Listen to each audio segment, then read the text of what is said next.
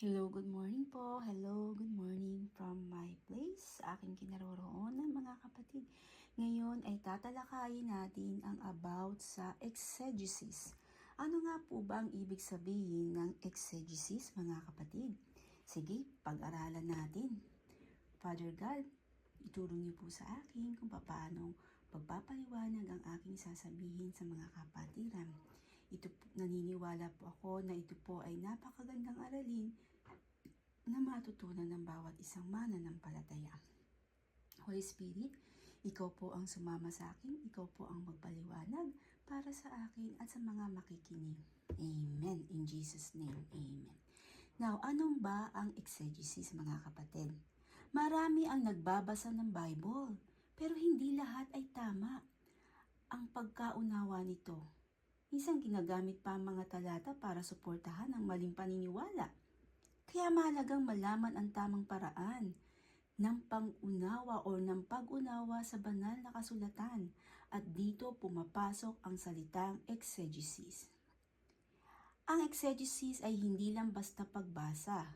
Instead, it is a true study of a passage's original meaning in light of its context, cultural background, and grammar. Ang goal ay kunin natin ang ibig sabihin ng Diyos, hindi yung gusto lang nating makita o marinig. Amen? Ano nga po ba ang kahulugan ng exegesis? Exegesis ay mula sa Greek word na exegestai, na nangangahulugang to lead out or ilabas ang kahulugan. Ibig sabihin, kinukuha natin ang tunay na ibig sabihin ng teksto mula sa teksto mismo. Hindi tayo basta-basta naglalagay ng sariling idea at talata. Magbigay tayo ng illustration. For example, parang treasure hunting mga kapatid. Hindi mo pinapalitan ang mapa. Sinusundan mo ito ng tama para mahanap ang tunay na kayamanan. Ngunit, ganun din sa Bible, hindi natin iniimbento ang kahulugan, kundi inaalam natin kung ano talaga ang gustong sabihin sa atin ng Diyos. Pangalawa, bakit mahalagang exegesis? Para maiwasan ang maling interpretasyon. Maraming kulto mga kapatid o maling turo ang nagsimula dahil sa maling pagbasa at pag-intindi sa scriptures.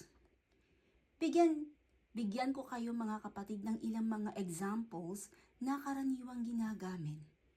Katulad na lamang sa Jeremiah 29:11.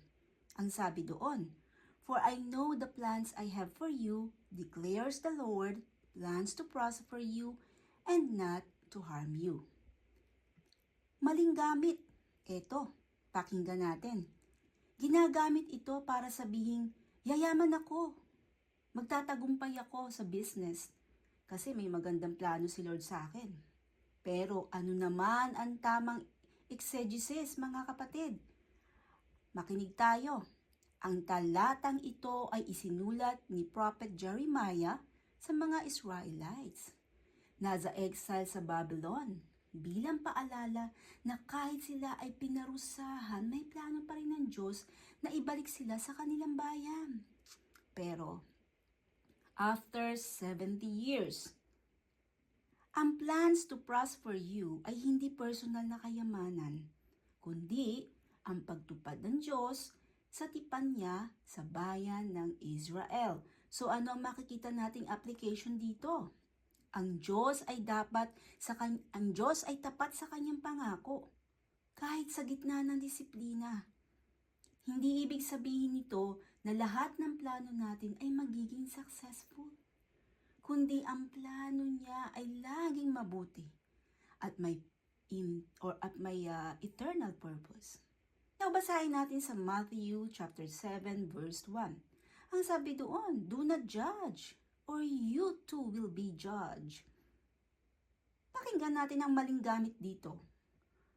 Ang sabi, "Huwag mo akong i-correct sa kasalanan ko." Sabi sa Bible, "Do not judge." Pero pakinggan natin ang tamang exegesis, mga kapatid. Ang sabi dito, ang konteksto ng talata ay hypocritical judgment. Yung nagko-correct ka ng ibang tao o ng iba, pero ikaw mismo ay may parehong kasalanan. Sa verse 5, sabi ni Jesus doon, "You hypocrite, first take the plank out of your own eye." Hindi niya sinasabing bawal mag-correct, kundi dapat ito'y may humility, truth, at grace. So ano makukuha nating application dito, mga kapatid? Oo, dapat tayong magpayo at magsabi ng totoo. Pero gawin natin ito ng may pag-ibig at may malinis na puso. Hindi self-righteous, mga kapatid. So tingnan naman natin sa Romans 8:28. Ang sabi dito, "And we know that all things work together for good." Pakinggan natin ang maling gamit. Ulitin natin ha, maling gamit. Ito ang sabi. Lahat ng pangit na nangyayari sa buhay ko, magiging success story yan. Kasi sabi ni Paul, all things work for good.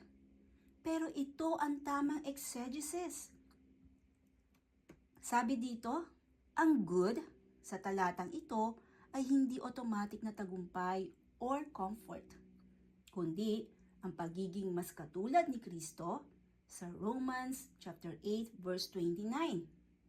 Ito ay para sa mga who love God and also called according to His purpose. Hindi para sa lahat. So ano ang aplikasyon para dito? Ang sabi, ang mga pagsubok ay ginagamit ng Diyos para hindi para lang gawing maganda ang ending ng kwento mo. Hindi para hubugin ka ayon sa kanyang layunin at kabanalan. Number 2, para mas lumalim ang pagkaunawa at relasyon sa Diyos. Amen? At mas malalim ang pagkaunawa sa salita ng Diyos ay nagdudulot ng mas malalim na pagsamba at pagsunod. So ano ang maibibigay nating illustration for this? Kapag may sulat sa iyo ang isang taong mahal mo, hindi mo lang binabasa, hindi ba? Iniintindi mo bawat salita, ninanamnam mo. Gusto mong malaman ang tunay niyang mensahe. Ganon din sa Diyos. Ang Bible ay sulat niya sa atin. Now, tanong, paano gumagawa ng exegesis or basic steps? Number 1, observation. Ano ang sinasabi ng teksto? Pay attention to the wording, grammar, and sentence structure. Like for example, sa John 3:16, hindi po ba? Ang sabi doon, for God so loved the world. Ano ang keywords? God, love, world, gave, believes, eternal life. So number 2, interpretation. Anong ibig sabihin nito sa original audience? Alamin ang konteksto, sino ang sumulat, kailan, para kanino, anong situation. Like for example, sa Colossians, si Paul ay sumusulat mula saan? Sa jail, hindi po ba?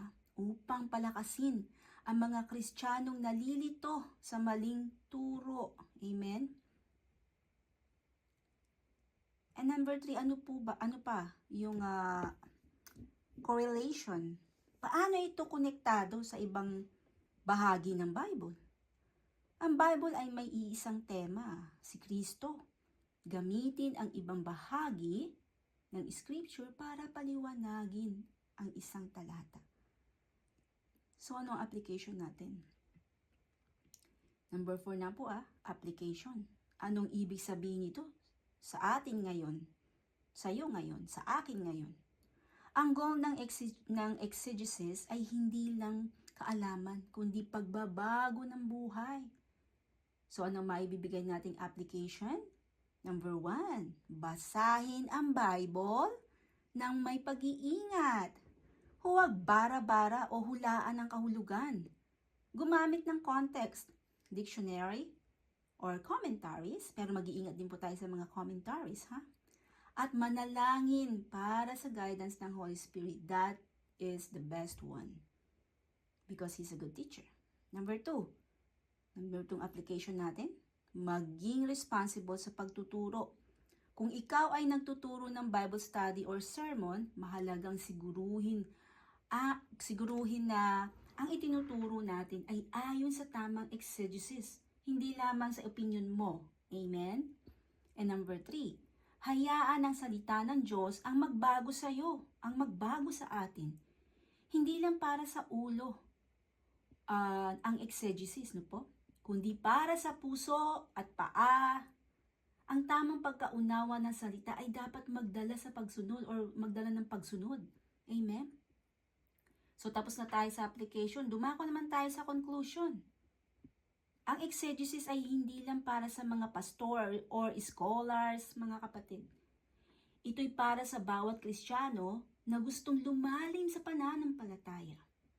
Hindi natin dapat gawing excuse ang pagiging ordinaryong believer para hindi natin pagsikapan intindihin ang salita ng Diyos ng tama at wasto. Sa panahon ng fake news, ang dami. At twisted theology, kailangan natin ng truth. You can't fake. At ito'y matatagpuan sa tamang exegesis ng banal na kasulatan. So hanggang dito na lamang po, and to God be all the glory, at sana lahat po tayo ay natuto sa araling ito, sa katuruang ito. Amen? Sa teaching na ito. Kung ikaw ay may pakialam sa iyong mga kapatiran, ano pang hinihintay mo? What are you waiting for? Share this video. Amen? Para marinig din nila kung ano ang ibig sabihin ng exegesis. Actually, last year ko po ito narinig sa aking uncle na tinuro niya sa akin kung ano ang pagkakaiba ng exegesis at doon sa tatalakayin pa natin sa susunod na araw. Amen? So, to God be all the glory. Hanggang dito na lamang po. At maraming salamat sa mga nakinig at nag-google ng 12 minutes na pakikinig sa teaching na ito. Salamat and God bless you all. Bye!